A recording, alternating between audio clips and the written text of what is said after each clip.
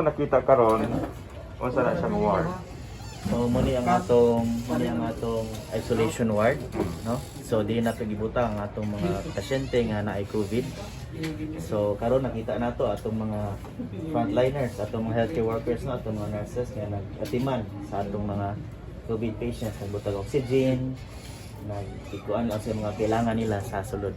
So nakaroon na sa sulod ang atong mga healthcare workers. Pila ka pasyente ang ato ang So sa pagkakaroon na atay mga 11 patients. So napatay mabakanting tulo pero natay kaming karon nga gikan sad sa Cebu City Quarantine Center nga isulod sa diri kay medyo ning na-defining bati nga transfer nato din.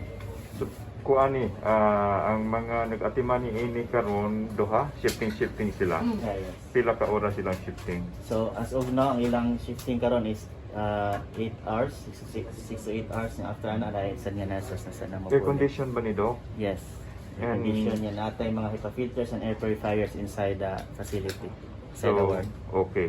So kani sila naka-oxygen. Yes. Kung ato makita no, nagwan. Mo ni inyong gikuan og high flow oxygen.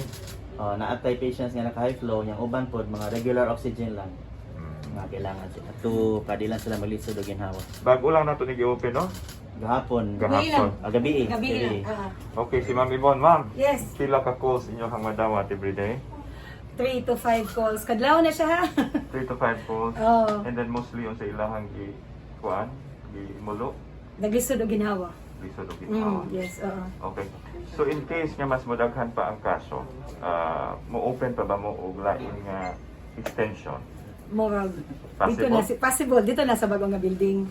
And you are praying and Ilang gid in town, oo. Okay. Kumusta man kaya pa ba sa mga medical frontliners nato ang load?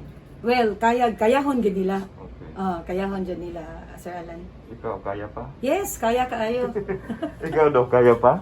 Kaya. Wala gid ni kasuoy og leave bisag kausa.